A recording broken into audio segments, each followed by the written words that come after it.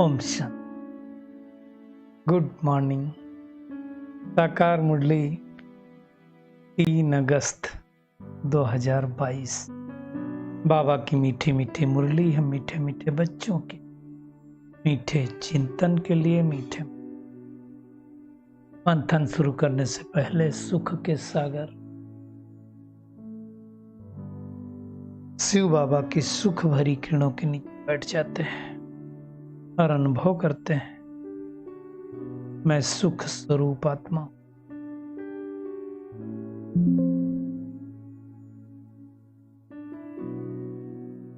सुख के सागर की संतान हूं। आज मीठे बाबा ने कहा, मीठे बच्चे, बाप की याद, बाप मतलब परमात्मा की याद कायम तब रहेगी जब बुद्धि में ज्ञान होगा। ज्ञान युक्त बुद्धि से रूहानी यात्रा करनी और करानी है। ज्ञान होना मतलब केवल ये जो ज्ञान सुनते हैं उसको जानना काफी नहीं है, मानना काफी नहीं है। एक होता है जानना, दूसरा होता है मानना, और तीसरा होता है चलना, धारण करना। तो ज्ञान युक्त जब बुद्धि होगी तो उससे हम रूहानी यात्रा कर सकते हैं और करा सकते हैं। देखिए, बहुत सारी चीजें हम बुद्धि से जानते हैं।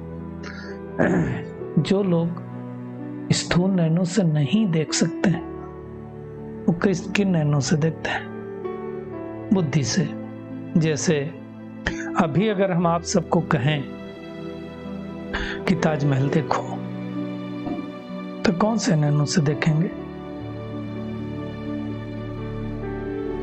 ताजमहल सामने तो है नहीं, लेकिन हमको दिखाई दे रहा है, मतलब बुद्धि रूपी नैन से देखते हैं। ठीक इसी प्रकार से हमने कहा परमात्मा, हमने कहा परम धाम, तो हम बुद्धि रूपी नेत्र से देखते कि नहीं देखते? दिस इज मेडिटेशन ना। तो ज्ञान युक्त बुद्धि होगी तब हमारी रूहानी यात्रा होगी। आज का प्रश्न है, ईश्वर दाता है फिर भी ईश्वर दान करने की रस्म क्यों चली आती? अब दुनिया में कहते हैं भगवान सब कुछ सबको देता है, फिर उसके ऊपर क्यों चढ़ाते हैं?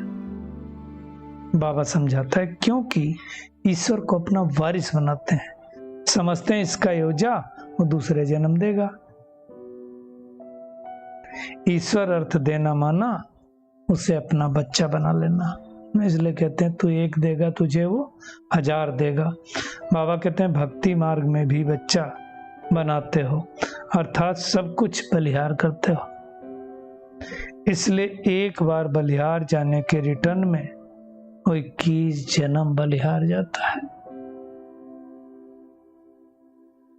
भगवान एक जन्म हम उसके बन जाते हैं, उसके श्रीमत पर चलते हैं, तो 21 जन्मों तक वो हमें बादशाह ही देता है। बाबा कहते तुम कौड़ी ले आते हो और बाप से हीरा ले लेते हो।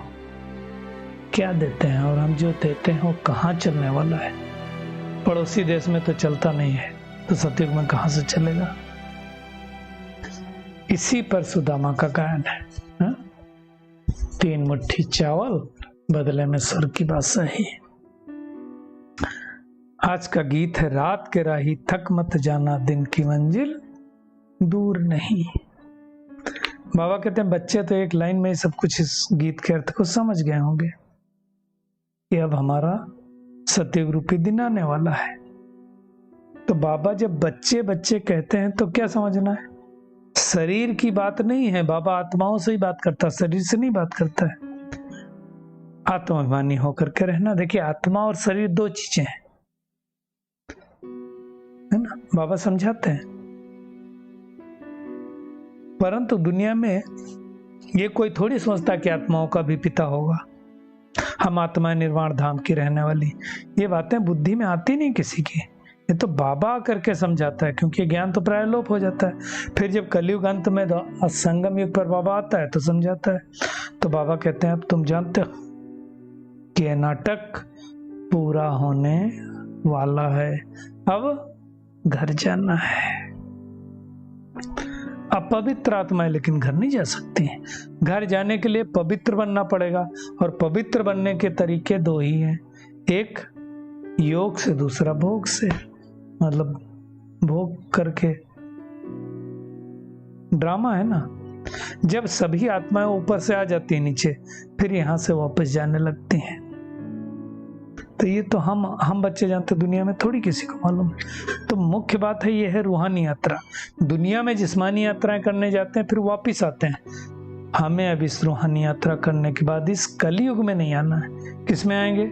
सत्युग में आएंगे। मृत्यु लोक में नहीं आएंगे, अमर लोक में आएंगे। और ये यात्रा करना बाबा के सिलवाए कोई सिखला नहीं सकता है। लेकिन इस यात्रा का मदार किस पे है? जो बच्चे जितना याद करते हैं उनकी उतनी यात्रा कायम रहती है, और जिनको ज्ञान है उनकी यात्रा कायम रहेगी। 84 जन्म के चक्रों का भी तो ज्ञान है ना, समझ है ना। तो बाबा कहते हैं अभी तुम्हारे 84 जन्म पूरे हुए हैं, और ये 84 जन्मों की यात्रा है। इसको आवागमन की यात्रा कहा जाता है। आवागमन तो बाबा कहते सभी का होता है, आना और जाना। जन्म लिया और छोड़ा, ये तो चलते रहता है आवागमन। अब हमें इस दुख के आवागमन से छूटना है, सुख में जाना है। तो हम पुरुषार्थी कर रहे हैं अमरनाथ के पास जाने के लिए, अमर दुनिया में जाने के लिए। अमरनाथ से अमर कथा हम पार्वतियां सुन भी इसीलिए रहे हैं ताकि अमर लोक के मालिक बने। किस अमरनाथ से? जो सदैव अमर है। हम सदैव अमर नहीं रहते हैं, जन्म मरण के चक्र में आते हैं। परमात्मा जन्म मरण के चक्र से न्यारा है।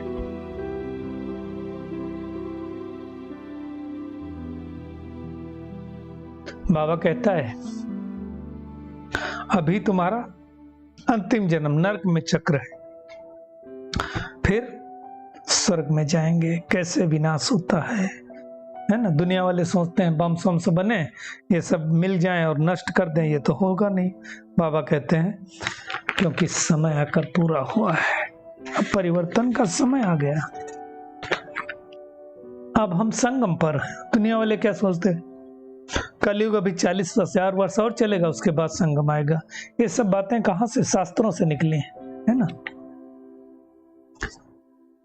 वेद शास्त्र जब तब दान पुण्य तो जन्म जन्मांतर करते आए, हुआ कुछ नहीं। अब भक्ति मार्ग है। बाबा कहते हैं तुम जानते हो हम पहले ब्राह्मण बनेंगे तब तो देवता बनेंगे। ब्राह्मण वर्ण सबसे ऊंचा है। तो बाबा कहते हैं तो प्रैक्टिकल बात है, ब्राह्मण बनने बगैर कोई भी देवता वर्ण में आ नहीं सकता है। बाबा कहते हैं तुम निश्चय करते हो हम ब्रह्मा के बच्चे हैं, शिव बाबा से देवी राज्य ले रहे हैं। बाबा ने कहा अभी तुम्हारा पुरुषार्थ चलता है। किस लिए चलता है? अपने को संपूर्ण पावन बनाने का, रेस करने का, है ना। भारत कितना सुंदर गोल्डन एज था, अभी तो आयरन एज तमो प्रधान हो गया है। खाद पड़ गई ना, जैसे बाबा ने कहा सोने में खाद पड़ती है तो कैसा मुलम्मा बन जाता है, ऐसे आत्मा में खाद पड़ गई तो बेकार हो गया आत्मा। ये सब बातें बाबा बैठ करके समझाते हैं। भारत बरोबर स्वर्ग था, कोई धर्म राज्य नहीं था। अब आदि सनातन देवी देवता धर्म की स्थापना कर रहे हैं। तो बाबा कहते तुम हो युद्ध के मैदान में, तूफान आएंगे लेकिन तुम्हें हारना नहीं है, विकारों पर जीत पानी है, विकारों से ग्रसित नहीं होना है। जितना जितना बाबा याद युक्ति बताते हैं, जितना जितना तुम याद करोगे उतना शुद्ध होते जाएंगे। बाबा तो क्या करेंगे? श्रीमत देंगे और क्या करेंगे? कृपा नहीं करेंगे। कई कहते हैं बाबा कृपा करो, बाबा कहते हैं याद करो, यही कृपा है तो खाद निकल जाएगी। बाकी आशीर्वाद मांगना नहीं है। हर एक को मेहनत करनी होती ना, आशीर्वाद करे तो सबके ऊपर कर दे। तो बाबा कहते हैं इस रूहानी यात्रा में बच्चे थकना नहीं, घड़ी घड़ी बाबा को याद करते रहना। और याद में है तो हम जैसे भट्टी में, याद नहीं करते हैं तो भट्टी में नहीं है। फिर क्या होता है? हमसे विकर्म होते जाता है ना। तो बाबा ने कहा मेहनत करके गोरे बनो। अभी तो हम 100% काले, बन गए थे, मेहनत करके 50% गोरे बने और फिर से गिर गए, काले बन गए तो खत्म। तो हमें ज्ञान चिता पर बैठना है, गोरे बनना है। बाबा कहते तुम सब कुमारियां हो जो भारत को स्वर्ग बनाते हो। बाबा कहते हैं ब्रह्मा कुमार भी, लेकिन मेजोरिटी माताओं के है, इसलिए उनको मान दे दिया। और दूसरा, बाबा भी आकर के वंदे मातरम कहते हैं। बाबा ने कहा तुम बाप को वारिस बनाते हो। तो ये समझने की बात है। आज इस जन्म में तुम वारिस बनाओगे तो बाबा 21 जन्मों के लिए तुम्हें वर्षा देगा। इसलिए दुनिया में बोलते हैं कृष्ण अर्पणम, वास्तव में कृष्ण अर्पणम नहीं होता, शिव बाबा अर्पणम होता है। एक जन्म हम बलिहार जाएंगे तो बाबा 21 जन्म बलिहार जाता है। अब हम समझते हैं ना कि तन मन धन सब शिव बाबा का। तो घर गृहस्थ व्यवहार में रहना, घर गृहस्थ नहीं छोड़ना, लेकिन ट्रस्टी बन करके संभालना है। बाबा कहते हैं तुम श्रीमत पर चलते रहो, बाल बच्चों की भी संभाल करते रहो, घर गृहस्थ में रहो, और क्या करना है। फिर 21 जन्मों के लिए बादशाही तुम्हारी।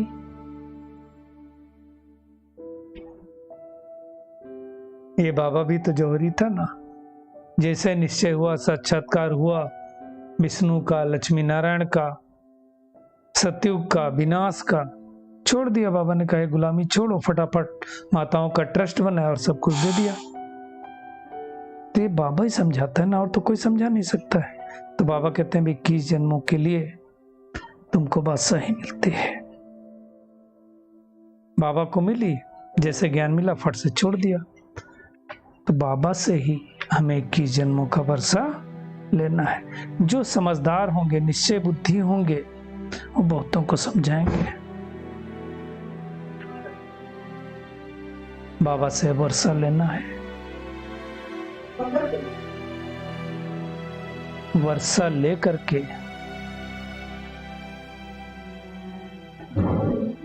तब शरीर छोड़ना। पहले शरीर छोड़ दिया, वर्षा नहीं लिया तो फिर नुकसान हो जाएगा। कहने का भावार्थ है मेहनत करके सत्य की बात सही लेनी है। तो आज सारा दिन क्या करेंगे? एक तो बाबा से कोई आशीर्वाद कृपा नहीं मांगनी है, ज्ञान युक्त होकर के बुद्धि से रूहानी यात्रा करनी और करानी है। थकना नहीं इस यात्रा में।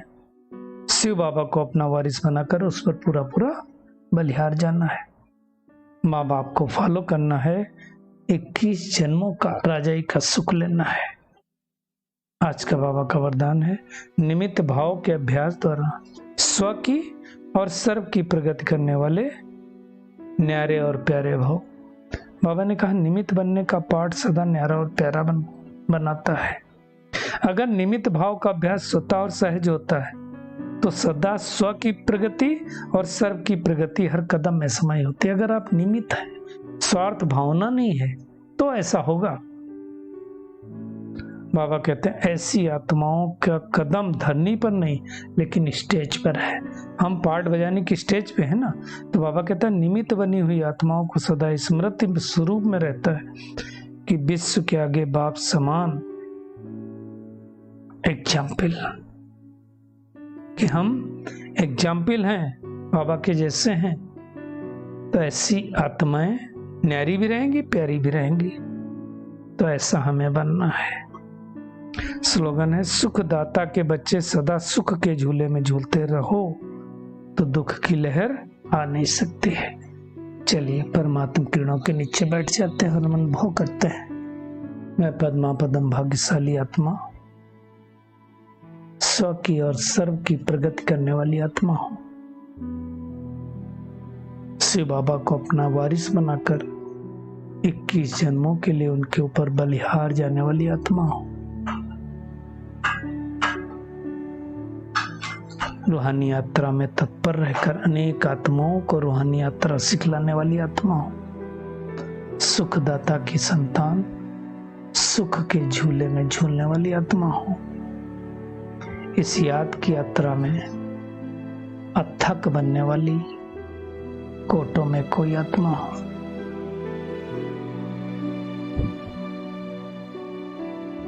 सुदामा मिसल चावल मुट्ठी दे करके विश्व की बादशाही लेने वाली आत्मा। शुक्रिया मीठे प्यारे बाप दादा, शुक्रिया आप सभी का इस मीठे मंथन के लिए। ओम शांति।